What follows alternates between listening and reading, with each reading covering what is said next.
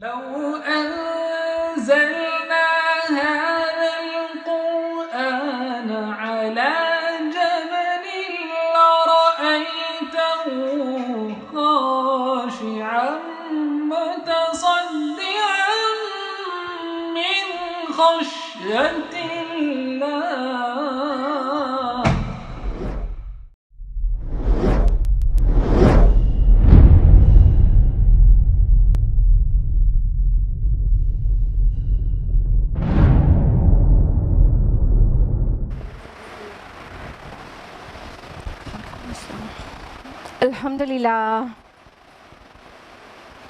الحمدللہ وحدہ والصلاة والسلام علی من لا نبی بعد. واعوذ باللہ من الشیطان الرجیم. بسم اللہ الرحمن الرحیم. یا ایہا الناس قد جاءتکم موعظۃ من ربکم وشفاء لما فی الصدور وہدی ورحمۃ للمؤمنین. بسم اللہ الرحمن الرحیم. رب اشرح لی صدری ویسر لی امری واحلل عقدۃ من لسانی یفقہوا قولی. میری عزیز سامعات، درس قرآن مجید میں آپ کا تہہ دل سے خیر مقدم ہے. السلام علیکم ورحمۃ اللہ وبرکاتہ. کیسے آپ سبھی لوگ؟ الحمدللہ. اللہ تعالیٰ آپ کو اچھا رکھے، بہت خوشحال رکھے، آپ کی صحت اور آپ کے ایمان کی حفاظت کرے. اللہ تعالیٰ آپ کو دنیا اور آخرت دونوں میں کامیابی، کامرانی اور خوشحالی نصیب کرے. آمین آمین. جزاک اللہ خیر. درس قرآن مجید میں کون سی سورہ چل رہی ہے؟ سورہ حج. تو لاسٹ ویک ہم لوگوں نے سورہ حج کی کون سی آیت تک مکمل کیا تھا؟ آیت نمبر 11 تک، کریکٹ؟ تو آج ہم لوگ باقاعدگی سے آیت نمبر 12 آن ورڈ جانیں گے، لیکن اس سے پہلے کیا ریویژن. تو لاسٹ ٹائم ہم لوگوں نے جو آیات جانا تھا آیت نمبر 6 to 11 7 to 11 نا، تو آیت نمبر 5 سے لے کے چلیں گے. آیت نمبر 5 میں اللہ تعالیٰ نے انسان کے کریشن کے مختلف مدارج، مختلف ادوار بیان کیے تھے جو مدرز ووم میں پیش آتے ہیں. پھر اس کے بعد پیدا ہونے کے بعد اور پھر بڑھاپے تک یہ ساری چیز بیان کر کے نباتات کے متعلق ان کا کریشن کو بیان کیا، اور اس بات کی دلیل فراہم کی کہ اللہ سبحانہ و تعالیٰ جب آؤٹ آف نتھنگ کسی چیز کو بنا دینے پر، تخلیق کر دینے پر قادر ہے، تو پھر دوسری بار اس کو تخلیق کرنا اس کے لیے کیا مشکل ہے. انسان کا ریزریکشن یا ریوائیول کیسے بعید از عقل ہو گیا آپ کے نزدیک. اللہ تعالیٰ ان چیزوں پر قادر ہے اور قیامت آ کے رہے گی. اس کے بعد آیت نمبر 7 میں واضح کیا گیا کہ جو قیامت ہے آنے والی ہے، اس میں کوئی شک نہیں، اور اللہ تعالیٰ قبروں میں سے ان سبھی کو اٹھائیں گے جو لوگ مر چکے اور گل چکے اور چورا چورا ہو چکے. آیت نمبر 8 کی روشنی میں ہم لوگوں نے جانا تھا کہ کچھ لوگ اللہ تعالیٰ کے متعلق جھگڑا کرتے ہیں جبکہ ان کے پاس کوئی علم نہیں ہے، کوئی سمجھ نہیں ہے، کوئی عقلی یا نقلی دلیل نہیں ہے، پھر بھی اللہ کے بارے میں جھگڑا کرتے ہیں. اس کے بعد آیت نمبر 9 میں ہم لوگوں نے جانا تھا کہ یہ لوگ ایسا کیوں کرتے ہیں، مطلب آؤٹ آف ایروگنس، ان کے اندر تکبر ہوتا ہے اور وہ خود بھی گمراہ ہیں اور دوسروں کو بھی گمراہ کرنے کی کوشش کرتے ہیں. اور آیت نمبر 10 میں ہم لوگوں نے جانا تھا کہ اللہ تعالیٰ ایکچولی اپنے بندوں پر ہرگز بھی رائے کے دانے برابر کا بھی ظلم نہیں کرتا.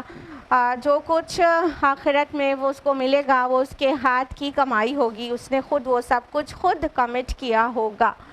آیت نمبر 11 میں ہم لوگوں نے بہت اہم مضمون پر اپنی معلومات بڑھائی تھی، وہ یہ کہ اللہ تعالیٰ منافقین کے بارے میں بنا لفظ منافق اور نفاق کا استعمال کرے یہ واضح کیا کہ کچھ لوگ ایسے ہیں جو کنارے کنارے پر رہ کر اللہ کی پرستش کرتے ہیں، اور یعنی کہ وہ کسی طرح کے رسک لینے کے لیے تیار نہیں ہیں، خطرات مول لینے کے لیے تیار نہیں ہے. وہ چاہتے ہیں کہ دین اسلام میں داخل تو رہیں لیکن ایسی جگہ سے عبادت کریں کہ کبھی کوئی خطرہ ہو تو نکل کے بھاگ جانے کی پوری گنجائش رہے.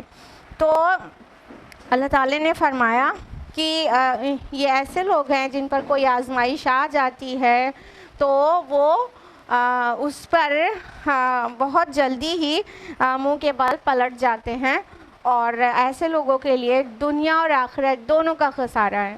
تفصیل سے لاسٹ ٹائم بتایا تھا ہم نے کہ دنیا اور آخرت دونوں کا خسارہ کیوں کہا گیا، کیونکہ ایک منافق ٹائپ کیریکٹر ہوتا ہے، کافر ہوتا ہے۔ کافر دنیا وہ آخرت کے فائدے اور آخرت کی طرف جو ایمان کے لیے بلایا جا رہا ہے ان سب کو ریجیکٹ کر دیتا ہے اور پوری طرح سے دنیا کو اپنا لیتا ہے، جس سے کیا ہوتا ہے اس کی آخرت تو جاتی ہے لیکن دنیا کچھ نہ کچھ اسے مل جاتی ہے، کچھ نہ کچھ اس کے ہاتھ لگ جاتی ہے، اس کا مزہ لے لیتا ہے۔ لیکن منافق جو ہوتا ہے چونکہ ظاہراً اسلام میں داخل رہتا ہے تو وہ جب غلط کام کرتا ہے تو اسے وہ آخرت اور اللہ کا ڈر بھی ستاتا ہے، کہیں نہ کہیں مذبذب رہتا ہے، اور جب دنیا کی جب آخرت کی طرف بلایا جاتا ہے ادھر جاتا ہے تو دنیا کی محبت اسے کھینچ رہی ہوتی ہے۔ تو کل ملا کے منافق جو ہے، جو منافقانہ کردار ہے، اس کی دنیا اور آخرت دونوں تباہ ہو جاتی ہے، دونوں کا نقصان اس کے ہاتھ لگتا ہے۔ تو فرمایا گیا یہ تو کھلا ہوا نقصان ہے، حقیقی نقصان کیا ہے؟ آخرت کا نقصان ہے۔ لیکن منافق اپنے کو بہت ہوشیار سمجھ رہا تھا کہ ادھر بھی ادھر بھی، تو نہ یہ ہاتھ لگا نہ وہ ہاتھ لگا، دونوں کا دنیا اور آخرت دونوں کا خسارہ اس کے ہاتھ لگا۔ اللہم لا تجعلنا منہم، آمین یا رب العالمین۔ یہ تھا لاسٹ ویک کا ریویژن۔ اب ہم لوگ بہت تفصیل سے جانیں گے آیت نمبر 12 آنورڈز۔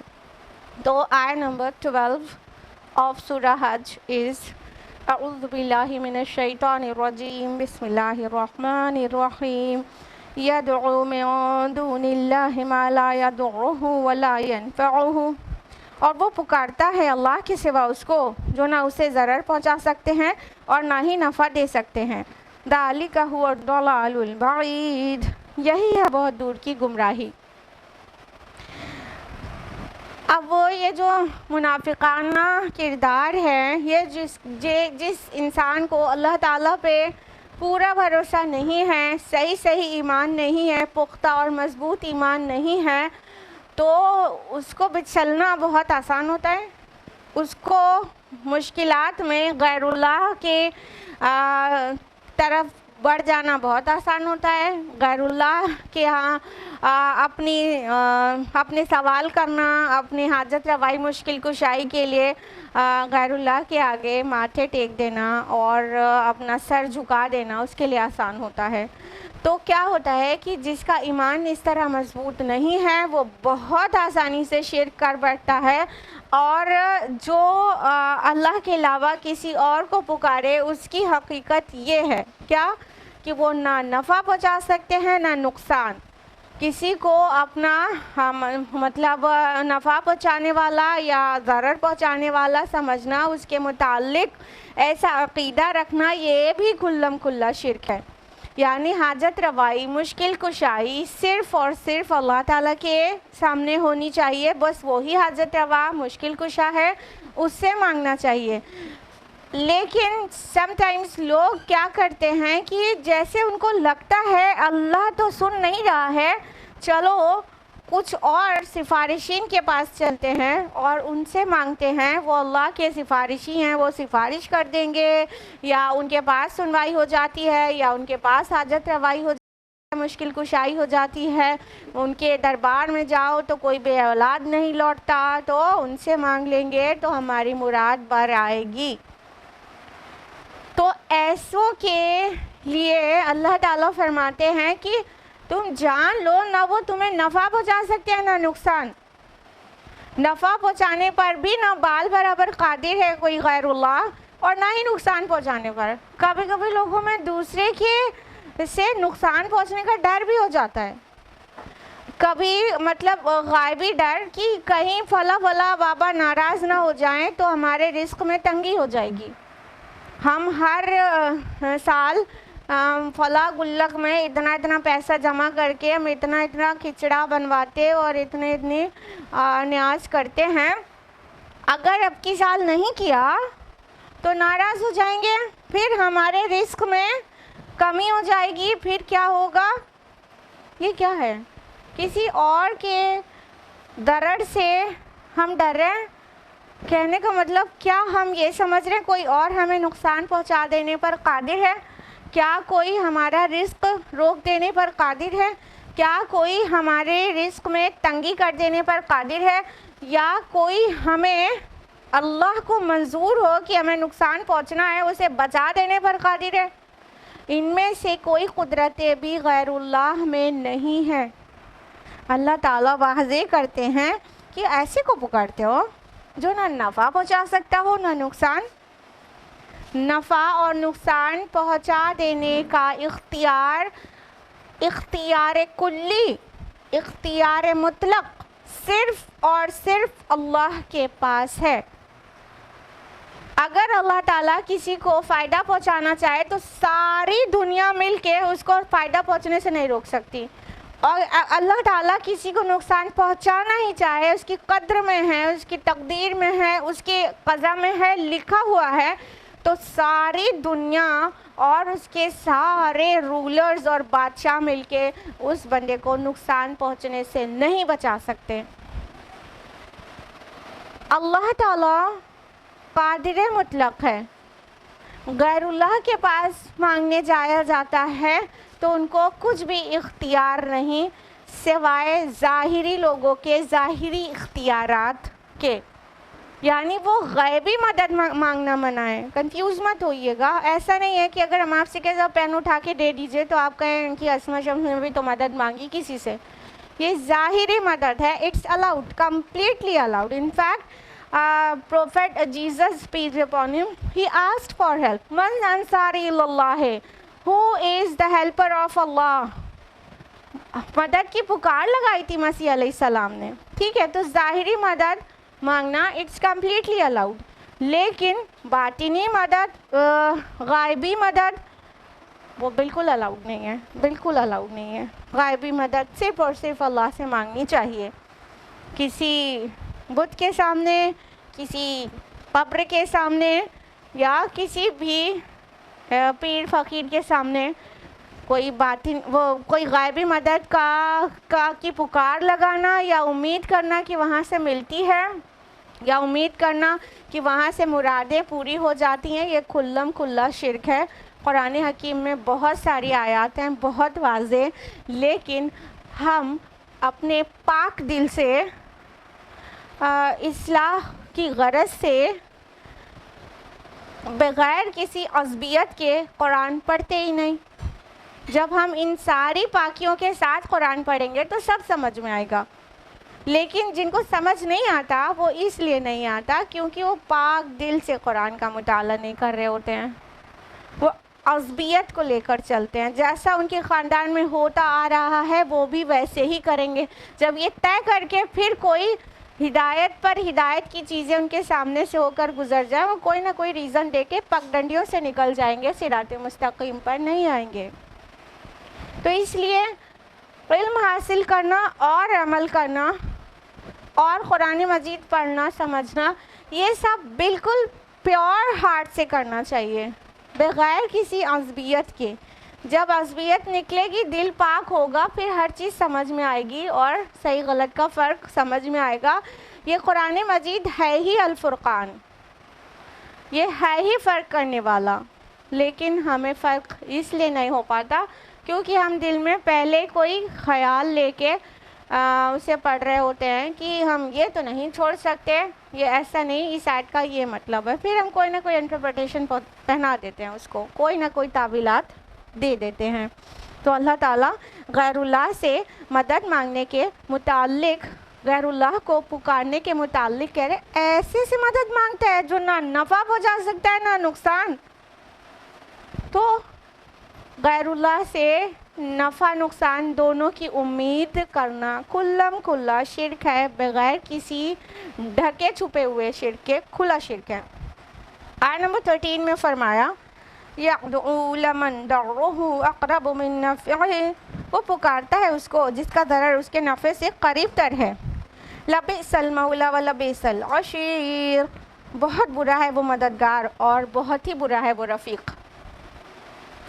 اللہ تعالیٰ اب واضح کرتے ہیں غیر اللہ کے پکار کی حقیقت کو، فرماتے ہیں کہ جس کو وہ پکار رہا ہے اللہ تعالیٰ کے علاوہ، جس کو پکار رہا ہے، اس کا جو نقصان ہے وہ بہت قریب تر ہے، بہت قریب ہے اس کے نفع سے۔ اس کے بہت سارے طرح سے اس کو سمجھ سکتے ہیں۔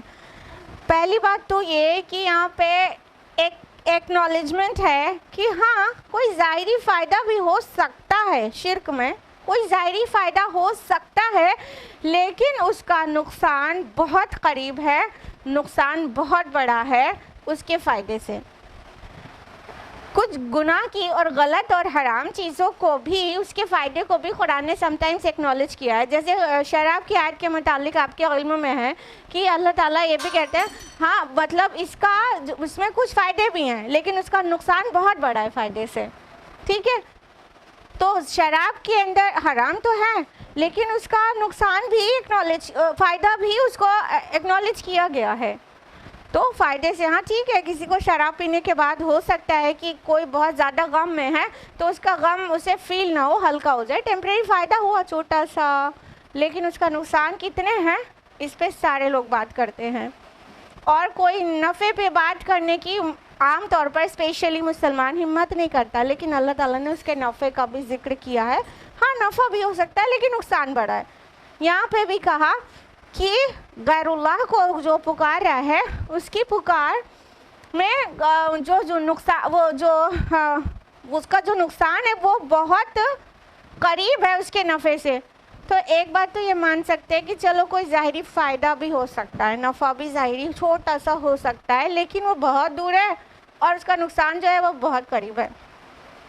دوسری بات، دوسری طرح سے اس طرح سے اس کو سمجھ سکتے ہیں کہ عربی زبان میں جب بعید لفظ آتا ہے جو یہاں پر آیا ہے کہ وہ بہت بعید ہے، اس کا جو فائدہ ہے مطلب اقرب ہے، قریب ہے اس کا نقصان، تو قریب کا الٹا بعید ہوتا ہے نا، تو دور ہے اس کا فائدہ۔ تو بعید یوزولی قریب اور بعید اس معنی میں بھی آتا ہے کہ کسی چیز کو بعید کہا جائے عربی محاورے میں تو اس کا مطلب ہوتا ہے بے اصل ہونا۔ جو چیز بہت دور ہے وہ ایکچولی بے اصل ہے، غیر موجود ہے۔ مطلب کہ کوئی چیز اتنی دور ہو کہ پاسبل ہی نہ ہو، تو اس کے لیے عربی زبان میں ایسا محاورہ آتا ہے کہ وہ قریب نہیں ہے۔ جیسے بعید از عقل کہتے ہیں کہ عقل سے دور ہے، تو کیا مطلب ہوتا ہے؟ یہ بات بالکل بھی لاجیکل اور ریشنل نہیں ہے، یعنی اس میں کوئی حقیقت نہیں ہے، عقل سے بہت دور ہے مطلب وہ اس کا ایگزسٹنس ہی نہیں ہے، یہی تو مطلب ہوتا ہے نا بعید از عقل کا۔ تو اسی طرح اقرب جو آیا ہے کہ زیادہ قریب ہے نقصان اور بہت دور ہے، اگر کوئی فائدہ ہو بھی تو بہت دور ہے۔ تو یہ محاورہ بھی ہو سکتا ہے کہ کوئی فائدہ ہی نہیں ہے سوائے نقصان کے، نقصان بہت جلدی ہونے والا ہے اور فائدہ اتنی دور ہے کہ وہ وہاں تک کبھی پہنچنا بھی ہے کہ نہیں۔ تو اس لیے بھی بے اصل، غیر موجود، جو چیز ایگزسٹنس میں ہے ہی نہیں اس کو بتانے کے لیے محاورتاً یہ بات کہی گئی ہو۔ تو اللہ تعالیٰ کہہ رہے ہیں کہ جو انسان جو ہے اللہ کے علاوہ کسی اور کو پکارتا ہے اس کا جو نقصان ہے وہ بہت ہی قریب ہے۔ اور نقصان قریب کیسے ہے کہ ظاہر بات ہے اللہ کے علاوہ کسی اور کو پکارو گے تو ایمان تو انسٹنٹلی گیا نا، فوراً، بغیر کسی دیری کے، instant loss of faith, loss of ایمان، فوراً ایمان سے ہاتھ دھونا پڑ گیا، ایمان تو گیا، ابھی اسی حالت میں موت آ جائے تو آخرت بھی گئی۔ تو اتنا بڑا نقصان ہے جو فوری نقصان ہو جائے گا، فوری نقصان ہو جائے گا۔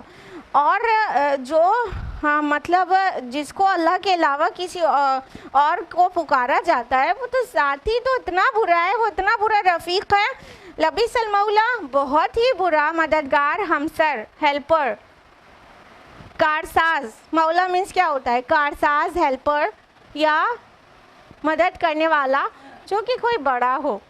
تو وہ بڑے کی حیثیت سے بہت ہی برا مولا ہے، جو کام میں کوئی بنا نہ پائے، اور بہت ہی برا ولبیس العشیر، اور بہت ہی برا ہمسر ہے، بہت ہی برا ساتھی ہے، بہت ہی برا کمپینین ہے کہ وہ کوئی منافع ہی نہیں پہنچا رہا ہے۔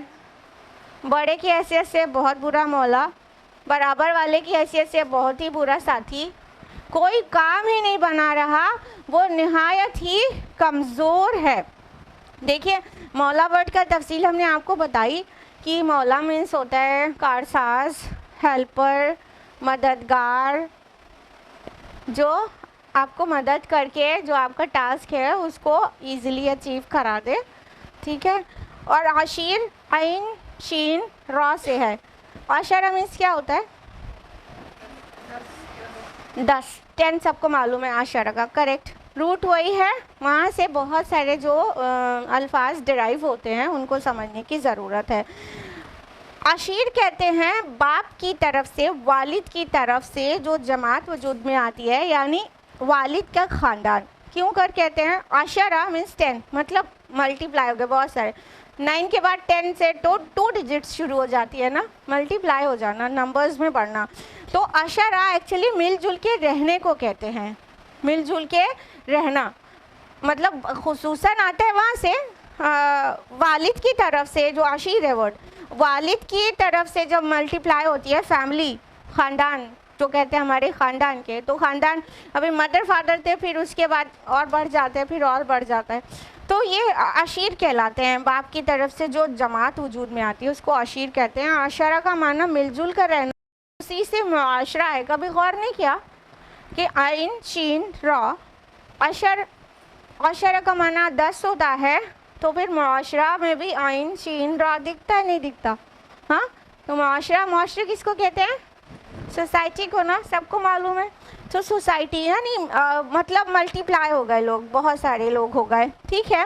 اسی طرح اسی ایسنس کے ساتھ عشیر لفظ آتا ہے اس مطلب رشتہ دار کے ساتھ ساتھ ساتھی کو بھی کہنے لگتے ہیں. رشتہ دار ہیلپر ہوتا ہے، رشتہ دار منافع پہنچاتا ہے، رشتہ دار مدد کر کے فائدہ پہنچاتا ہے. تو اسی طرح عشیر جو ہے اس ساتھی کو بھی کہتے ہیں جو فائدہ پہنچائے. مطلب ساتھی کی انسان کو ضرورت کیا رہتی ہے؟ مشکل ٹائم میں کام آئے. یہی ہوتا ہے نا. جب فرینڈ کے پاس ہم لوگ کب رجوع کرتے ہیں؟ جب بہت ٹینشن میں ہوتے ہیں، جب بہت پرابلم میں ہوتے ہیں. تو ابھی تو فون ہے سب کے پاس، نہیں تو پہلے چل کے جانا ہوتا تھا، اپنے ساتھی سے ملنا ہوتا تھا. ابھی فون ہی ہے، فون اٹھایا، پتہ ہے ایسے سے ایسا ہو گیا.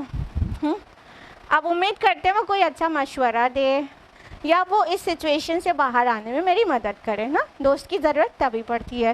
عشیر اسی لیے اسی مطلب ایسنس کے ساتھ عشیر ساتھی کو بھی گھیر کہتے ہیں. رشتہ دار بھی ہوتا ہے، ساتھی بھی ہوتا ہے، اور ملٹی پلائی ہونا بھی ہوتا ہے. معاشرہ بھی اسی سے ہے. تو فرمایا گیا کہ بہت ہی برا ہے وہ مددگار اور بہت ہی برا ہے وہ ساتھی. نہ وہ اچھا ہیلپر ہے، یعنی غیر اللہ کو پکارا جانا نا. تو جس کو غیر اللہ کے علاوہ کسی کو پکار دیا تو وہ کیا ہے؟ وہ بہت ہی برا مددگار اور بہت ہی برا ساتھی. نہ وہ بڑے کی حیثیت سے مدد کرتا ہے، نہ برابر والے کی حیثیت سے کوئی منافع پہنچاتا ہے، نہ آپ کے کوئی مسئلے کو حل کرتا ہے، نہ کوئی ٹینشن کو رفع کرتا ہے. وہ بہت ہی برا ہے. اصل میں جب انسان اللہ تعالیٰ کو بھول کر کسی اللہ کی یاد سے غافل ہو جاتا ہے تو ہی کسی اور کو پکار سکتا ہے. تو ایسی سچویشن میں ہوتا کیا ہے؟ اٹ از مینشن ان سورہ زخرف، سورہ آیت نمبر 36 to 38. اس میں بہت صاف بیان کیا گیا ہے کہ جو شخص رحمان کی یاد سے غافل ہوتا ہے، منہ پھیر لیتا ہے، اندھا بن جاتا ہے، ہم اس کے اوپر ایک شیطان مسلط کر دیتے ہیں. ہاں.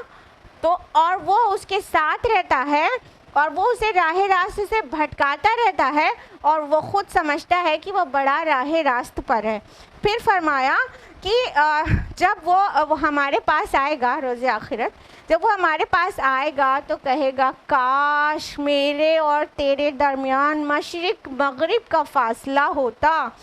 اور کیا چنانچہ وہ بہت ہی برا ساتھی ہے اور بہت ہی برا مددگار ہے. تو اللہ تعالیٰ نے واضح کر دیا ہے جب اللہ کی یاد سے، اللہ کے ذکر سے، اللہ کے احساس سے دل خالی ہوگا تو اس دل پر ایسا نہیں ہے کہ ابھی اللہ نہیں ہے، اللہ کا تو وہ وہاں پر کوئی بھی نہیں رہے گا. نہیں، وہاں شیطان آ جائے گا. شیطان اس کو گھیر لے گا اور وہ راہ راستے بھٹکائے گا، ساتھ میں کان بھی تھپکتا رہے گا. نہیں تو بہت صحیح جا رہے ہو، بالکل سے. ارے ادھر سچویشن میں تھے, اتنا تو چلتا ہے. اب کہیں پہ مراد نہیں پوری ہو رہی تھی تو وہاں چلی گئے. وہ اللہ کے ہی, اللہ سے ہی مانگیں گے, وہ اللہ سے سفارش کریں گے, اللہ کے نیک بندے ہیں وہ. اتنا تو چلتا ہے, کان بھی تبکتا رہے گا. صحیح ہے, بالکل صحیح جا رہے ہو. کچھ لوگ ہوتے ہیں سوسائٹی میں ایسے کہ نہیں ہوتے, وہ جو کچھ بھی کرتے ہیں غلط ہو باوجود اس کے خود بھی ان کو اطمینان رہتا ہے. کوئی ان کو حق کی طرف بلاتا ہے تو اس کو بھی بول دیتے ہیں کہ اتنا تو چلتا ہے, یہ کچھ غلط تھوڑی ہے, ہم ایسے اور ایسے حالات میں کر رہے ہیں اس لیے وہ صحیح ہے, وہ سچویشنل ہے, وہ نارمل حالات میں نہیں تھا, وغیرہ وغیرہ. بہت سارے تعویلات دے کر, بہت سارے ریزنز دے کر کان تھپک دیا جاتا ہے. جب گناہوں پہ کان تھپک دیا جائے تو سمجھ لو یہ کوئی نہیں, قارین ہے, یہ شیطان ہے ہمارا جو ہم پر مسلط ہے. اور وہ کہہ رہا ہے نہیں بالکل صحیح جا رہے ہو. ارے ابھی جس کنڈیشن میں ہو وہ اتنا بھی بہت ہے, بس ٹھیک ہے تم پریشان نہیں ہو. تو ایسے اندر سے سیلف سیٹسفیکشن دینے والی آوازیں آ رہی ہیں تو بہت الرٹ ہو جانا چاہیے, بہت الرٹ ہو جانا چاہیے. اللہ کے رسول صلی اللہ علیہ وسلم کی حدیث ہے, صحیح مسلم کی حدیث نمبر 2814. اللہ کے نبی صلی اللہ علیہ وسلم فرماتے ہیں کہ تم میں سے ہر ایک کے ساتھ ایک شیطان ساتھی اور ایک فرشتہ ساتھی ہوتا ہے. تو یہ جو شیطان ساتھی ہے نا, وہ رانگ کی طرف کال دیتا رہتا ہے اور ساتھ میں کان تھپکتا رہتا ہے. اور آپ کو سب کو پتا ہوگا کہ ہر انڈیویجول کے ساتھ ایک شیطان ہوتا ہے جس کو قارین کہتے ہیں نا. تو ہر ایک کا قارین جو ہے مطلب وہ تو پورے ٹائم ایکٹیو ہے. آپ یاد الہی سے غافل ہو جائیں گے لیکن وہ آپ کو بہکانے سے غافل نہیں ہوگا. آپ کتنا بھی استغفار کریں, توبہ کریں اور اس سے بچنا چاہیں لیکن وہ ہار نہیں مانے گا, لگا رہے گا. آپ نہیں مانے وہ آپ کی جیت ہے, آپ کے ایمان کی جیت ہے, لیکن وہ ہار نہیں مانتا ہے, آخری سانس تک وہ ہار نہیں مانتا ہے. یہ ایک کنسسٹنسی ہے شیطان کی جو ہم لوگ کو شیطان سے سیکھنی چاہیے. ہم لوگ اچھے کام میں کنسسٹنسی نہیں دکھاتے لیکن وہ اپنے ٹاسک میں اتنی کنسسٹنسی دکھاتا ہے. جو اللہ سے پرومس کر کے آیا تھا, آپ کے نیک بندوں کو بہکاؤں گا اور راہ راست سے صراط مستقیم سے بھٹکا دوں گا, بیٹھوں گا, ان کے دائیں سے آؤں گا, بائیں سے آؤں گا, سامنے سے آؤں گا, پیچھے سے آؤں گا. وہ سب کچھ وہ وعدہ کنسسٹنٹلی پورا کر رہا ہے. تو ہمیں سم ٹائمس کہتے ہیں لوگوں کو اٹ ساؤنڈس آڈ کہ شیطان سے ہمیں سیکھنا چاہیے. کنسسٹنسی سیکھ لیجئے, اس کو حق کام میں استعمال کریے, اچھے کام میں. شیطان سے تو ابو ہریرہ رضی اللہ عنہ نے بھی سیکھا تھا, وہ آیت الکرسی سکھا کے چلا گیا تھا, اللہ کے نبی نے اس کو کنفرم کیا تھا تو شیطان مگر بات سے کہی اس نے. شیطان سے بھی سیکھ سکتے ہیں, یہ پروف دے دیا ہم نے آپ کو حدیث سے.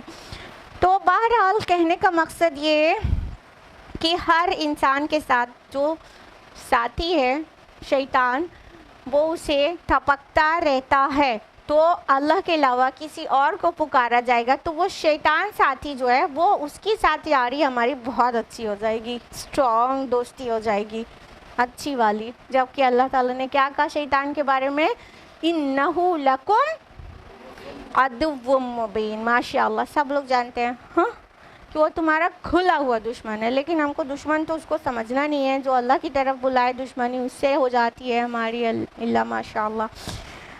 آیت نمبر 49, ان اللہ یدخل الذین آمنوا وعملوا الصالحات جنات تجری من تحتها الانہار. یقیناً اللہ داخل کرے گا ان لوگوں کو جو ایمان لائے اور جنہوں نے نیک عمل کیے, ان باغوں میں جن کے دامن میں ندیاں بہتی ہوں گی. ان اللہ یفعل ما یرید. یقیناً اللہ کرتا ہے جو چاہتا ہے.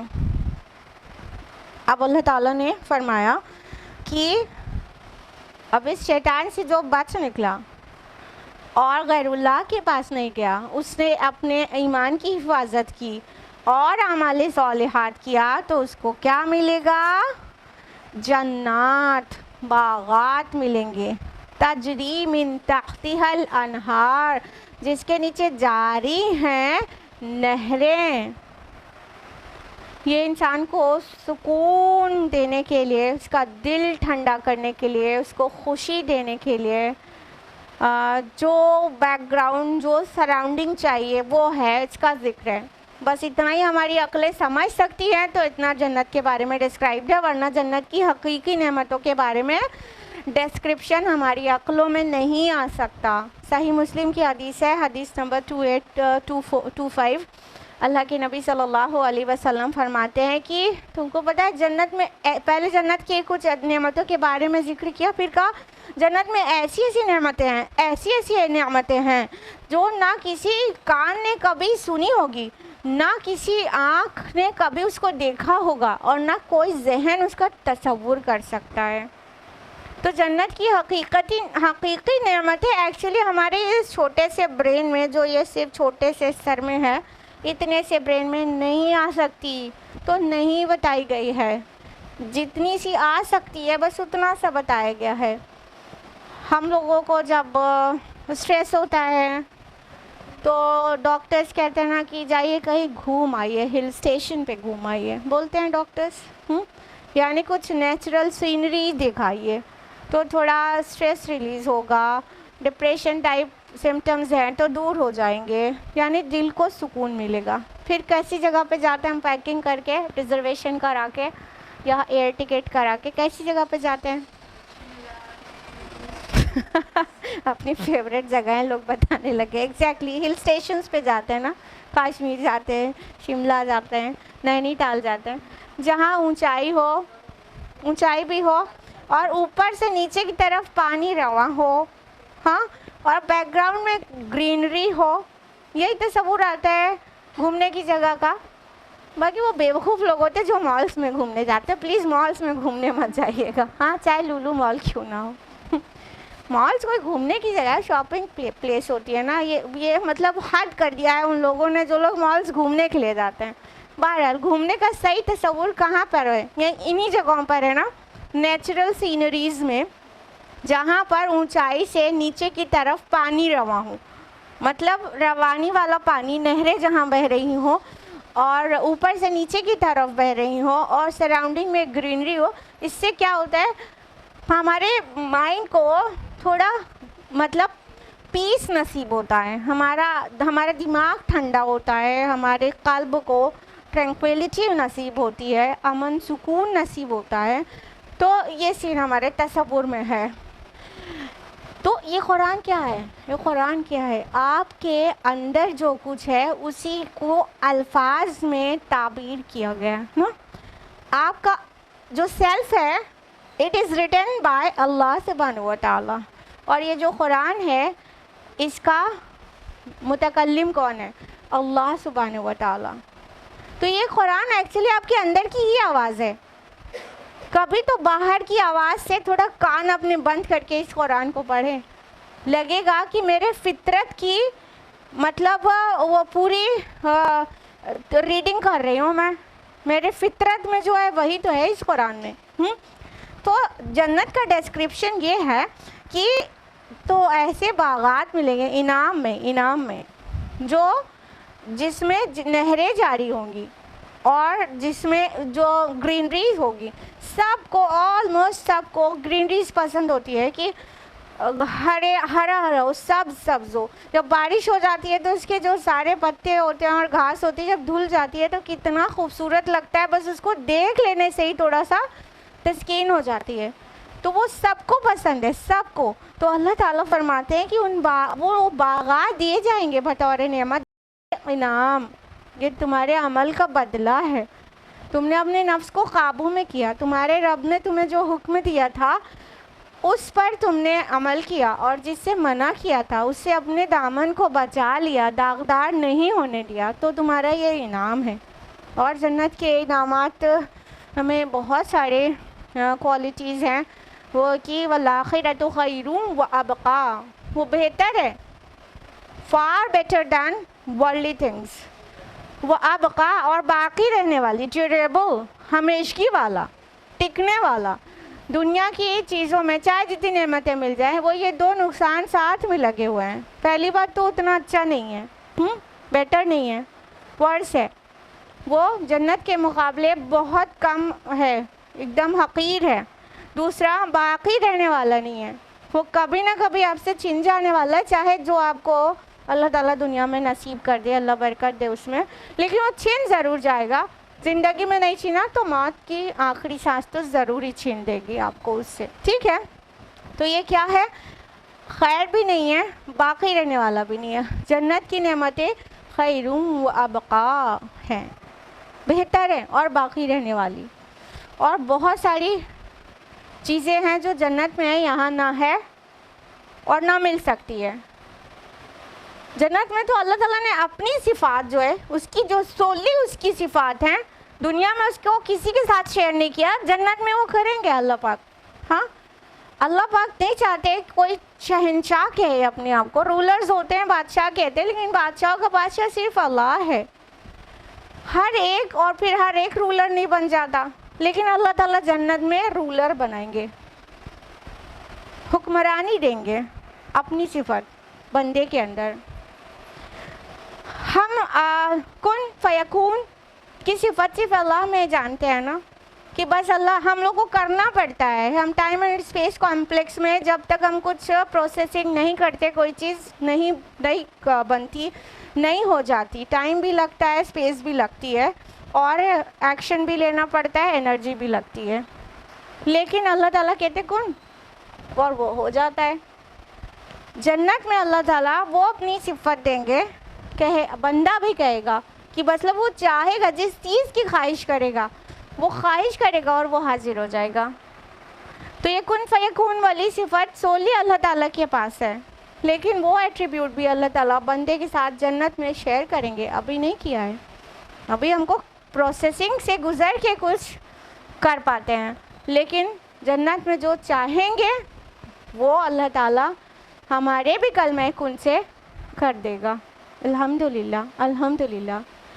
یہاں پہ دنیا میں فانی ہے، ہر انسان فانی، ہر مخلوق اللہ کی فانی ہے، ابدیت صرف اللہ کو ہے، لیکن جنت میں جانے کے بعد موت آئے گی؟ نہیں آئے گی۔ تو یہ ایٹرنل لائف جو انسان پسند کرتا ہے، موت کو ناپسند کرتا ہے ہر کوئی کی نہیں، ہر کوئی کو موت سے کراہت ہے۔ مطلب کتنا دولت خرچ کر کے اور کتنا ایفرٹس پٹ کر کے بیماری کو صحیح کرنے کی کوشش کرتے ہیں، مگر مرنے کے لیے تیار نہیں دیتے، ہاں کہ نہیں؟ پوری کوشش کرتے ہیں کہ بس موت سے بچ جائے۔ کہنے کا مطلب ہر انسان کو، نیک بد ہر ایک کو موت کراہت تو دیتی ہے، چاہے وہ بہت بندہ مومن ہو اور موت کے بعد اس کو سب کچھ بہت خوبصورت ہو جانے والا ہو زندگی، لیکن موت کا جو لمحہ ہے اس سے کراہت ہر ایک کو ہے، چاہے بندہ مومن ہو۔ تو اللہ تعالیٰ جنت میں ایٹرنل لائف دیں گے، ابدی زندگی۔ کس کی صفت ہے؟ اللہ تعالیٰ کی۔ جنت میں شیئر کریں گے اللہ پاک، ابدی زندگی بندے کو بھی دے دیں گے، آپ موت نہیں آئے گی۔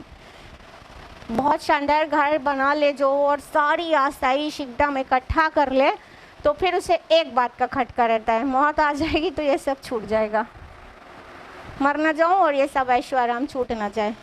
جنت میں یہ کھٹکا نہیں ہوگا، تو سوچئے صحیح والا امن دل کے اندر ہوگا کہ موت آئے گی تو چھوٹ جائے گا، یہ باغات، یہ نہریں، یہ خوبصورت سا میرا محل اور سونے چاندی کی میری بیڈ اور موتیوں کا میرا سجاوٹ سب چھوٹ جائے گا۔ تو وہاں موت کا کھٹکا ہی نہیں ہوگا، کچھ بھی نیگیٹو تھنگز نہیں ہوگی، تو کیا ہوگا؟ اللہ تعالیٰ ابدی زندگی دیں گے جنت میں۔ لہٰذا اس کی جو قیمت ہے نا وہ یہی ہے کہ آمنو و عملوا الصالحات، وہ لوگ جو ایمان لائے اور نیک اعمال کیے، ان لوگوں کو یہ نعمتیں ملیں گی، اور اللہ تعالیٰ جو چاہتا ہے کرتا ہے۔ ان اللہ یفعل ما یرید، اللہ تعالیٰ کرتا ہے جو کچھ بھی وہ چاہتا ہے، یعنی اللہ تعالیٰ کسی کو نعمتیں دینا چاہتا ہے تو کوئی کتنا بھی روکنا چاہے روک نہیں سکتا، اور اللہ تعالیٰ کسی کو عذاب دینا چاہتا ہے تو کوئی بھی اسے روک نہیں سکتا۔ اللہ کرتا ہے وہ جو وہ خود چاہتا ہے۔ آیت نمبر 15 ہے من کان یظن ان لن ینصرہ اللہ فی الدنیا والآخرہ، جس شخص کو یہ گمان ہو کہ اللہ ہرگز اس کی مدد نہیں کرے گا دنیا اور آخرت میں، فَلْيَمْدُدْ بِسَبَبٍ إِلَى السَّمَاءِ ثُمَّ لْيَقْطَعْ، تو اسے چاہیے کہ وہ ایک رسی آسمان کی طرف تانے پھر اسے کاٹ دے، فَلْيَنظُرْ هَلْ يُذْهِبَنَّ كَيْدُهُ مَا يَغِيظُ، پھر دیکھے کہ کیا اس کی یہ تدبیر اس چیز کو دور کر دیتی ہے جو اسے غصے میں لاتی ہے۔ اللہ اکبر، یہ مشکلات القرآن میں سے ایک ہے۔ یہ آیت قرآن مجید کی مشکل ترین آیات میں سے ایک آیت ہے۔ ترجمہ پھر سے سنیے، پریزنٹ مائنڈڈ رہیے تبھی سمجھ میں آئے گا۔ اللہ تعالیٰ فرما رہے ہیں کہ جس شخص کو یہ گمان ہو کہ اللہ اس کی دنیا اور آخرت میں مدد نہیں کرے گا تو اسے چاہیے کہ ایک رسی تان لے آسمان میں اور پھر کاٹ دے۔ اب ہر چیز کے الگ الگ تعویلات ہیں، الگ الگ انٹرپریٹیشن ہیں، تو اور پھر دیکھے کہ اس تدبیر سے، اس ایکشن سے، اس کے جو اس نے کیا ہے، اس سے اس کا غصہ دور ہوتا ہے کیا؟ کیا مطالب ہیں اس کے؟ اس کو بہت تفصیل سے سمجھنا ہوگا۔ بہت سارے انٹرپریٹیشنز ہیں اس آیت کے، جیسا کہ ہم نے کہا this is the most one of the most difficult آیات آف دا قرآن، تو اس لیے مفسرین کو کافی دقت پیش آئی ہے اس کو ایکسپلین کرنے میں، تو بہت لوگوں نے الگ الگ ایکسپلینیشن انٹرپریٹیشن دیا ہے۔ ٹھیک ہے، ایک انٹرپریٹیشن تو یہ ہے کہ جو یہ کہا گیا جس کو یہ گمان ہو، من کان یظن، یہ من کس کے لیے ہے؟ جس کو یہ گمان ہو کہ اللہ اس کی مدد نہیں کرے گا، اللہ ینصرہ، اس کی مدد، ہو کی جو ضمیر ہے۔ ایک انٹرپریٹیشن تو یہ ہے کہ نبی کریم صلی اللہ علیہ وسلم کی، ٹھیک ہے، تو اس میں بھی کئی طرح سے اس کو ایکسپلین کیا گیا کہ اگر کسی کو یہ گمان ہو کہ اللہ تعالیٰ نبی اکرم صلی اللہ علیہ وسلم کی مدد نہیں کرے گا دنیا اور آخرت میں، تو وہ ایک رسی تان لے آسمان میں، اور آسمان لفظ آیا ہے تو کچھ نے آسمان کو مطلب چھت کی مانند کہہ کر کہا چھت میں ایک رسی تان لے اور لٹک جائے اور پھانسی لگا لے، مر جائے، پھر دیکھے کہ کیا اس کا غصہ دور ہوتا ہے۔ اور رسول اللہ صلی اللہ علیہ وسلم کے متعلق ہی جو یہ کہا گیا انٹرپریٹیشن میں کہ رسول اللہ صلی اللہ علیہ وسلم کی مدد نہیں کرے گا تو اللہ تعالیٰ، تو وہ ایسا کرے، تو یہ بھی کہا گیا کہ جو اللہ کی طرف سے ان کی وحی آ رہی ہے ان کو منقطع کر دے۔ یہ جو لفظ آیا ہے تو مَلْيَقْطَعْ، کہ اس کو قطع کر دے، تو آسمان میں ایک رسی تان لے، اور رسی کے لیے جو ورڈ ہم آپ کو بار بار بتا رہے ہیں وہ بھی سببن، سبب ورڈ ہے۔ سبب کا معنی ہوتا ہے مینس، اسباب کہتے ہیں نا مینس کو، ذرائع کو نا، تو سبب مینس کو کہتے ہیں، سبب رسی کو بھی کہتے ہیں۔ ایکچولی رسی بہت بار مینس بنتی ہے ایک جگہ سے دوسری جگہ پہنچنے کی، رائٹ؟ تو ایک تو انٹرپریٹیشن یہ ہوا کہ رسول اللہ کے لیے ہے صلی اللہ علیہ وسلم، اور وہ انسان جو جلا کٹا جا رہا ہے کہ نبی صلی اللہ علیہ وسلم کی مدد اللہ تعالیٰ نہیں کرے گا دنیا میں بھی اور آخرت میں بھی، آپ حق پر نہیں، معاذ اللہ ثم معاذ اللہ، اسے چاہیے کہ آسمان میں ایک رسی باندھ لے اور اس مدد کو قطع کر دے جو آ رہی ہے آسمان سے نبی صلی اللہ علیہ وسلم کے پاس۔ اور ایک انٹرپریٹیشن یہ ہے کہ وہ جو وحی آ رہی ہے آپ کے پاس اس کو منقطع کر دے، اس کو کاٹ دے، ثم الیقطع جو ورڈ آیا، قطع کر دے، کاٹ دے۔ اور ایک انٹرپریٹیشن یہ ہے کہ جو آسمان سے رزق آ رہا ہے اس کو کاٹ دے، ٹھیک ہے۔ تو یہ سارے انٹرپریٹیشنز تو یہ تھے کہ نبی صلی اللہ علیہ وسلم کی مدد نہیں کرے گا اللہ تعالیٰ اس کے لیے۔ سیکنڈ انٹرپریٹیشن ہے کہ یہ جو بات کہی گئی اللہ اس کی مدد نہیں کر گیا، اللہ ینصرہ، یہ ہو کی جو ضمیر ہے یہ اس کے لیے کہا گیا ہے جو انسان خود مایوس ہے، جو انسان خود اللہ حرف کنارے کنارے پر اللہ تعالیٰ کی عبادت کر رہا ہے، اس کے خود کے لیے کہا گیا ہے کہ وہ اگر یہ مایوس ہو گیا ہے، کوئی انسان اگر یہ سمجھتا ہے کہ اللہ اس کی مدد نہیں کرے گا. کب سے تو وہ پریشان ہے, کوئی مدد نہیں آ رہی, اللہ اس کی مدد نہیں کرے گا, یعنی وہ مایوس ہو گیا ہے. تو اسے چاہیے کہ وہ مایوسی میں جو مطلب غیظ و غضب کا شکار ہو رہا ہے, تو اسے چاہیے کہ اپنے چھت پہ ایک رسی لگائے اور پھانسی لگا لے, پھر دیکھیں کوئی نتیجہ پازیٹیو برآمد ہوتا ہے کہ نہیں. تو ایک انٹرپریٹیشن تو یہ ہے کہ وہ مایوس انسان, پہلی بات تو اسے اللہ پر ایمان نہیں ہے, دوسرا مایوسی بھی ہو گئی اور وہ بالکل غم سے غصے سے چڑھا جا رہا ہے کہ کوئی مدد ہی نہیں آ رہی, میں کب سے پکار رہا ہوں. تو وہ دیکھے غصے کی حالت میں کہ ایک رسی سے پھانسی لگا کر دیکھے کیا اس کی مدد جو وہ چاہتا ہے وہ ہو گیا کہ نہیں, اس کا غصہ جا رہا ہے کہ نہیں. اور ایک انٹرپریٹیشن یہ ہے کہ اس سے پہلے جو آیت ہے, ایمان لانے والے, اعمال صالحات کرنے والے کو اللہ جنت میں جگہ دے گا. تو جو چڑھا جا رہا ہو, جو کڑھا جا رہا ہو کہ وہ اللہ تعالیٰ اپنے نیک بندوں کی مدد نہیں کرے گا, وہ یہ وش بھی کرتا ہو اور اسے دکھائی بھی یہی دیتا ہو کوئی مدد نہیں آ رہی ان کے پاس, تو وہ ایسا کرے کہ بے سبب ایک رسی کا ذریعہ لگائے, ایک رسی لے.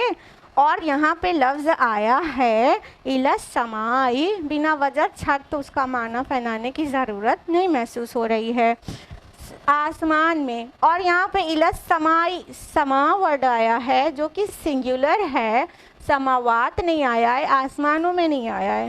ٹھیک ہے, جب سما ورڈ کہا جائے تو ایک آسمان مطلب ہوا, اور انسان کی جو لمٹ ہے وہ کہتے ہیں اسکائی از دا لمٹ نا. تو اس کی یہ جو خلا ہم کہتے ہیں, پہلا آسمان, یہاں سے خلا اسپیس جس کو کہتے ہیں, تو اس کے بعد پہلا آسمان ہے نا, اس آسمان کی بات ہو رہی ہوگی کیونکہ سنگولر آیا ہے. تو آسمان میں اپنے اسباب لے جائے, کہنے کا مطلب وہ اسپیس میں چلا جائے, وہ خالی کرۂ ارضی پر نہ رہے, وہ اسپیس میں بھی چلا جائے, اپنے اور اسباب استعمال کرے. دیکھیے یہ بات مفسرین کے لیے کچھ 100 سال پہلے تو بہت ہی مشکل تھی کہ کوئی زمین سے باہر بھی نکل جائے گا, ٹھیک ہے, لیکن یوری گیگرن سب سے پہلے باہر نکلے, اور اب ہمارے اسپیس شٹلز کہاں پہنچ جا رہے ہیں, اور مارس تک پہنچ جا رہے ہیں. تو اتنے دور تک جا رہے ہیں, لیکن وہ کیا ہے, اس زمین کی جس پڑوس ہے, پڑوس میں ہے, بالکل بغل میں, بالکل بغل میں. چاند پر پہنچ جانا یا مارس پر پہنچ جانا یہ کوئی بڑا اچیومنٹ نہیں ہے. جب یوری گیگرن پہنچ گئے تھے اسپیس میں فیو کلومیٹرز ابو دا ارتھ سرفیس, تو سوویت یونین نے کہا تھا کہ ہمارے لوگ خلا میں بھی دیکھ کر آ گئے, آسمان میں بھی, زمین سے اوپر آسمان میں بھی دیکھ کر آ گئے, خدا کہیں نہیں ملا. اللہ اکبر. یہاں پڑوس میں ابھی گئے تھے, خدا نہیں ملا, ڈکلیئر کر دیا. تو یہ تو بہت قریب ہے, یہ تو بہت قریب ہے. تم اسپیس میں جہاں تک تمہاری پہنچ جاؤ, اور تھوڑا اب اور زیادہ ڈیولپمنٹ ہو گئے ہیں, اور ناسا اور ترقی کر رہا ہے اور دور بھیج رہا ہے اسپیس شٹل, کئی دن 15 دن کے لیے انسان کو ساتھ لیے اوپر گھوم لیتے ہیں اور وہاں سے خبریں لے کر آتے ہیں. کہنے کا مطلب اپنے جتنے ریسورسز ہیں ان کا استعمال کر لو. یہ تم مارس تک پہنچ جاؤ گے, تھوڑا اور بھی پہنچ جاؤ گے, تب بھی تم کہاں رہو گے, سولر فیملی جو ہے بس اتنے کے اندر, جو کہ ایک پن پوائنٹ برابر حیثیت رکھتا ہے ملکی وے گیلیکسی میں.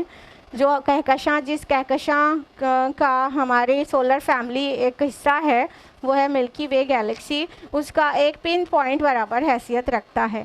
پھر ابھی پورا ملکی وے گیلیکسی ہے جس میں خربوں تارے ہیں, بلینز آف اسٹارز آر دیر.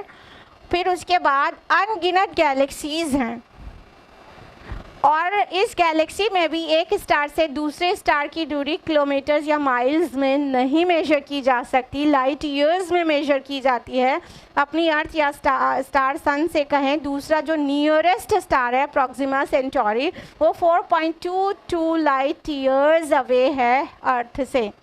یعنی یہ کلومیٹرز اور مائلز میں ناپنے والی دوریاں ہی نہیں ہیں، یہ لائٹ ایئرز. لائٹ ایئر کا مطلب وہ ہوتا ہے کہ جہاں سے روشنی نکلے تو پہنچے 1 سال میں جس دوری تک، تو اس دوری کو لائٹ ایئر کہتے ہیں. یہ ڈسٹینس کا لائٹ ایئر جو ہے یہ ڈسٹینس کا وہ ہے یونٹ ہے ناپنے کا، نہ کہ مطلب انٹینسٹی کو لائٹ کی. ٹھیک ہے، تو اتنا قریب تو 1 اسٹار ہے. پھر پوری ملکی وے گیلیکسی، لاکھ سال میں بھی تم پوری ملکی وے گیلیکسی کا چکر نہیں لگا سکتے. Just for sake of argument lakh سال کی عمر تمہیں مل جائے تو بھی نہیں لگا سکتے. پھر ادر گیلیکسیز ہیں، پھر ادر بہت سارے اور بھی بہت کچھ ہے خلا میں. تمہاری معلومات ہبل ٹیلیسکوپ سے دیکھتے ہوئے تم جتنا حصہ دیکھ پاتے ہو اسپیس کا، تم خود گواہ ہو اے ایسٹرونامرز کہ ہم بہت کم حصہ اسپیس کا دیکھ پاتے ہیں، اور اکثر حصہ اسپیس کا ہمارے نالج میں نہیں آیا ہے اپنے ٹیلیسکوپ کے ذریعے. ٹھیک ہے، ابھی اتنا بڑا ستاروں سے آگے جہاں اور بھی ہیں. ٹھیک ہے، تو ابھی اتنی دوریاں ہیں طے کرنے کے لیے. تمہارے ریسورسز کے ساتھ تم جہاں تک بھی پہنچ جاؤ، اور پھر اس کو تو پھر وہ اپنے ریسورسز کا استعمال کر لو اور قطع کر کے دیکھو ان کے لیے وہ جنت کی جو خوشخبریاں ہیں کہ اللہ ان کی دنیا میں یا آخرت میں مدد نہیں کرے گا. تم ان کی مدد کو منقطع کر کے دیکھو. جب پھانسی لگا لو، جب چھت سے لٹک کے پھانسی لگا لو کہتے ہیں تو یہ لفظ بے معنی ہو جاتا نا. فَلْيَنظُرْ، تو پھر تم دیکھو. اب پھانسی لگ گئی، مری گئے تو کیا دیکھیں گے؟ ہاں، فَلْيَنظُرْ کا بھی کوئی معنی ہونا چاہیے. تو جو موسٹ اپروپریٹ انٹرپریٹیشن ہے وہ ہم آپ کو ایمفیسائز کر کے بتا رہے ہیں، باقی ہم نے صرف انٹروڈیوس کیا آپ کو. تو وہ اور کانٹیکسٹ میں بھی بات ہونا چاہیے، سیاق و سباق کے باہر بات نہیں ہونا چاہیے. یہاں پر جو کہا جائے کہ رسول اللہ صلی اللہ علیہ وسلم کی مدد اللہ تعالیٰ دنیا اور آخرت میں نہیں کریں گے، جو لوگ یہ مانتے ہوں، تو یہاں ابھی نبی اکرم صلی اللہ علیہ وسلم کا سیاق و سباق میں کوئی ذکر ہی نہیں ہے. اوپر سے جو کانٹیکسٹ چلا آ رہا ہے وہاں نبی صلی اللہ علیہ وسلم کے متعلق کوئی ذکر نہیں، کوئی تذکرہ نہیں ہے. ٹھیک ہے، اس سے دوسرا والا جو انٹرپریٹیشن آپ کو بتایا تھا کہ اس انسان کی خود کی مدد نہیں کریں گے جو مایوس ہو گیا ہے، تو وہ ہم اٹھا رہے ہیں آیت نمبر 11 سے کہ وہ مطلب کنارے پر اللہ کی پیروی کرتا ہے. پھر آیت نمبر 12-13 میں کہ وہ شرک کرتا ہے. چلو یہ تھوڑا سا کانٹیکس کے قریب ہے، لیکن سب سے زیادہ کانٹیکس کے قریب کیا ہے؟ جسٹ پریویس آیت میں اللہ تعالیٰ نے نیک بندوں کے انعام کی خبر دی ہے کہ جو ایمان لائیں گے اور جو اعمال صالحات کریں گے ان لوگوں کو اللہ باغات دے گا اور اس میں نہریں بہتی ہوں گی. تو جس کو یہ خلش ہے کہ یہ جوتیاں پیٹتے پھرتے ہیں دنیا میں، یہ بھوکے کنگال لوگ، ان کو جنت کے باغات اور محلات ملیں گے، ٹھاکا لگا کے ہنس رہے. یہ فینیٹک پیپل، یہ دیوانے لوگ، یہ مینٹل اور کیا کیا کہتے ہیں، مولون، یہ مولوی. ہاں، کوئی اللہ کی طرف بلائے، خود بھی اللہ اور رسول کی مانے اور دوسروں کو اللہ کی طرف بلائے تو کیا کہا جاتا ہے؟ یہ مولوی لوگ، یہ مولون، یہ شروع ہو گئے نان اسٹاپ. سب برداشت کرو، اللہ کا وعدہ ہے وہ ایسے باغات دے گا جس کے نیچے نہریں بہہ رہی ہیں. اور یہ جو خلش رکھنے والے لوگ ہیں، یہ جو جلے کٹے جانے والے لوگ ہیں، یہ جو حسد کرنے والے لوگ ہیں، یہ جو نہ ماننے والے لوگ ہیں، ان کے بارے میں اللہ تعالیٰ کہہ رہے ہیں کہ ان کو اگر لگتا ہے کہ اللہ تعالیٰ ان مولویوں، ان مولون، ان ملیٹھوں، ان دیوانوں، ان فینیٹکس کی ہیلپ نہیں کرے گا تو انہیں چاہیے اپنے سارے ریسورسز لے کر نکل جائیں، زمین سے خلا تک چلے جائیں، آسمان تک چلے جائیں اور ڈھونڈ ڈالیں کہاں سے آ رہا ہے ان کے پاس رزق اور کہاں سے آ رہی ہے ہیلپ اور کہاں سے آنے والی ہے، اس کو پتہ کر دیں، کاٹ دیں اس سلسلے کو، کر کے دیکھیں، اپنے سارے ریسورسز کا استعمال کرتے ہوئے کر کے دیکھیں، اسپیس میں نکل جائیں خلا تک. اسکائی از دا لمٹ نا. اور کہاں جا سکتے ہو؟ سیکنڈ اور تھرڈ ہیون پہ تو نہیں جا سکو گے تم. تم فرسٹ ہیون پہ بھی نہیں جا پا رہے ہو، جو یہاں سے سمائے دنیا ہے وہاں تک بھی نہیں، صرف خلا میں بس زمین کی گریوٹی سے باہر نکلنے لگتے ہو تو اچھل کود مچا دیتے ہو. ہم اتنی ترقی یافتہ ہو گئے، سبحان اللہ. تو اتنی ترقیوں کے ساتھ اللہ کے جو نیک بندے ہیں، جو اللہ تعالیٰ نے جن سے بہت سارے ریوارڈ کا پرومس کیا ہے، اس پرومس کو تم قطع کر کے دکھاؤ. اس مدد کو جو دنیا میں بھی آ رہی ہے الحمدللہ آتی ہے، ہر داعی اسلام، ہر اللہ کے نیک بندے کے پاس دنیا میں بھی مدد آتی ہے. اللہ کیسے کیسے حالات میں ڈال کے پھر نکال لیتا ہے. ہاں، اور وہ مدد آخرت میں بھی آئے گی اور جنت کی شکل میں انہیں روزیاں ملیں گی. تو تمہیں یہی ہے پریشانی، تو تم وہ مدد کو قطع کر کے دیکھو. دیکھیے اس انٹرپریٹیشن کے بعد ہی کیدہ ما یغیظ کا بھی مطلب نکلتا ہے. وہ جو غصے میں، جو تمہیں غصے میں لاتی ہے جو چیز، اس تدبیر کو تم یہ کر کے دیکھو کیا یہ اس سے تمہارا جو غصہ ہے وہ تھمتا ہے. تو اب جب مری گئے تو وہ غصہ کے کوئی معنی ٹھیک سے فٹ نہیں ہو رہا ہوتا ہے. اول تو بتا ہی دیا کہ مشکل ترین آیات میں سے ایک آیت ہے یہ والی آیت، سورۃ الحج کی آیت نمبر 15. تو مختلف مفسرین نے اپنے اپنے تھاٹس کے حساب سے مختلف آراء دی ہیں اپنی، ان سب کے بہت ہی احترام کے ساتھ ڈفرینٹ مفسرین کے انٹرپریٹیشنز کو جمع کر کے جو مجھے موسٹ ریلیونٹ لگا وہ آپ کو سامنے سب سے فائنلی ہم نے پیش کیا کہ اس کا یہ مطلب زیادہ ہر لفظ کے لیے معنی پہنایا جا سک رہا ہے، ممکن ہو سک رہا ہے، اور سیاق و سباق میں بھی ہے. جسٹ پہلے والی آیت سے بالکل یہ اگلی والی آیت کا سلسلہ جڑ جاتا ہے کہ وہ جو نیک بندے ہیں جن سے اللہ تعالیٰ نے وعدہ کیا ہے ان کے لیے تم جلے بھنے جا رہے ہو، ان کو یہ لگتا ہے نہیں آئے گی مدد اللہ کی، تو جاؤ اپنے سارے ریسورسز، اپنے سارے اسباب لے کر اور آسمانوں میں نکل جاؤ، خلا میں سفر کرو، اور جہاں سے آ رہا ہے ان کے پاس ہیلپ اس کو بند کر دو، اس کو کاٹ دو. تو پھر دیکھو کہ کیا تمہارا غصہ ٹھنڈا ہوتا ہے اس کو کرنے سے، اور تم مدد کو روک پاتے ہو. اللہ اس کی مدد نہیں کرے گا، روک پاتے ہو اس مدد کو، تو تم پاؤ گے کہ ہم اس میں بالکل ہی ناکام ہیں. اپنے سارے ناسا کے جتنے مطلب اسپیس شٹلز ہیں اور ایسٹروناٹس ہیں وہ سب مل کر بھی کوشش کریں، اور دنیا کے اور جتنے اسپیس اسٹیشنز ہیں وہاں کے سارے اسباب اور ذرائع اور مینس سب ایک ساتھ اکٹھا کر کے کہیں سے ڈھونڈ کے اللہ کے نیک بندوں کی مدد کو بند کرنے کی کوشش کیا جائے تو definitely they'll not be successful. منہ کی کھائیں گے اور نہیں کر پائیں گے، اور اب ان کا غصہ بھی کسی طرح ٹھنڈا نہیں ہوگا سوائے اس کے کہ وہ بھی حق کو قبول کر لیں، وہ بھی اس میں مدد کے مستحق بن جائیں. بس اس کے علاوہ اور کوئی سولوشن نہیں ہے ان کے پاس. تو یہ تھی آیت نمبر 15. آج ہم لوگ یہیں پر رکیں گے، ٹائم ختم ہو گیا ہے تقریباً. تو آج کے لیے اتنا ہی. انشاءاللہ نیکسٹ ویک ہم لوگ اس کے آگے آیت نمبر 16 آنورڈس جانیں گے. اللہ تعالیٰ سے دعا ہے کہ وہ ہم سبھی کو قرآن مجید پڑھنے، سمجھنے، غور و فکر کرنے، عمل کرنے اور غیروں تک پہنچانے کی توفیق عطا فرمائے. اللہ تعالیٰ قرآن حکیم کے ذریعے ہماری عقلوں کو سنوار دے، ہمارے تھاٹس کو شیپ میں لا دے، ہمارے خیالات اور نظریات اور ہماری فکروں کو ہدایت نصیب کر دے. اور اللہ تعالیٰ اس قرآن مجید سے ہمیں دنیا میں جیسی محبت نصیب کرے کہ آخرت میں اس کی شفاعت نصیب ہو جائے. آمین. وآخر دعوانا الحمد للہ رب العالمین. والسلام علیکم ورحمۃ اللہ وبرکاتہ.